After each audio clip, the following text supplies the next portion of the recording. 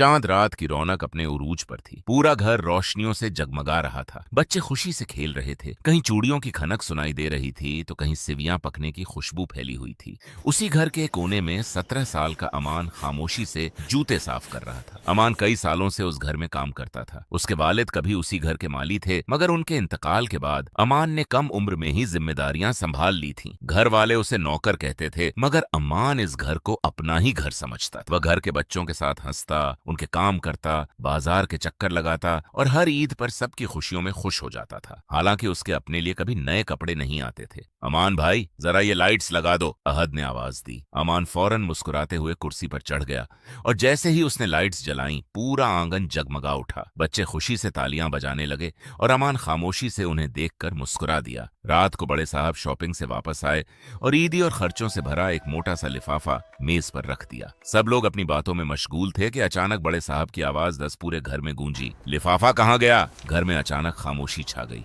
सबकी नजरें एक दूसरे पर जम गईं। बड़े साहब ने गुस्से से दोबारा पूछा, आखिर लिफाफा गया कहाँ? हर तरफ तलाश शुरू हो गई। सोफों के नीचे देखा गया, कमरों में ढूंढा गया, मगर लिफाफा कहीं नहीं मिला। फिर अचानक बड़ी बेगम की नजर अमान पर पड़ी, जो खामोशी से एक कोने में खड़ा था। अभी यहाँ सिर्फ यही था, उन्होंने धीमी आवाज में कहा। चंद लम्हों में सबकी नजरें अमान पर जम गईं। सच सच बताओ अमान, पैसे कहाँ हैं? बड़े साहब ने सख्त लहजे में पूछा। अमान की आंखें हैरानी से फैल गईं। जी मैंने कुछ नहीं लिया साहब, उसकी आवाज कांप रही थी। मगर किसी ने उसकी बात पर यकीन न किया। गुस्से में बड़े साहब ने अमान का छोटा सा बैग उसके हाथ में थमा दिया। निकल जाओ मेरे घर से अभी के अभी। अमान खामोश खड़ा रहा। उसकी आंखों में आंसू भर आए, मगर उसने सफाई देना मुनासिब न समझा। उसने आखिरी बार जगमगाती लाइट्स वाले उस घर को देखा जहां वह बरसों से रह रहा था। फिर खामोशी से दरवाजे से बाहर निकल गया। बाहर हल्की हल्की बारिश शुरू हो चुकी थी। अमान के जाने के बाद भी घर का माहौल बोझिल रहा। बच्चों की हंसी खामोश हो चुकी थी और किसी का दिल ईद की तैयारियों में नहीं लग रहा था। अगली सुबह ईद थी, मगर घर में अजीब सी बेचैनी फैली हुई थी। बड़े साहब खामोशी से सोफे पर बैठे थे कि अचानक उनकी नजर मेज के नीचे गिरे हुए एक लिफाफे पर पड़ी। उन्होंने फौरन लिफाफा उठाया। वही ईदी और खर्चों वाला लिफाफा था। चंद लम्हों के लिए पूरा घर साकित हो गया। बड़ी बेगम के हाथ कांपने लगे और अहद की आंखों में आंसू आ गए। सबको एक साथ अमान का रोता हुआ चेहरा याद आने लगा। हमने उस पर शक कैसे कर लिया? बड़े साहब ने धीमी आवाज में कहा। फौरन अमान को ढूंढने की कोशिश शुरू हुई। गलियों, बाजारों और बस स्टैंड तक हर जगह तलाश किया गया, मगर अमान कहीं नहीं मिला। ईद की नमाज के बाद जब सब लोग गले मिल रहे थे, उस घर के दरवाजे पर खामोशी थी। पहली बार इतनी बड़ी ईद होने के बावजूद घर में खुशी नहीं थी, क्योंकि वह शख्स चला गया था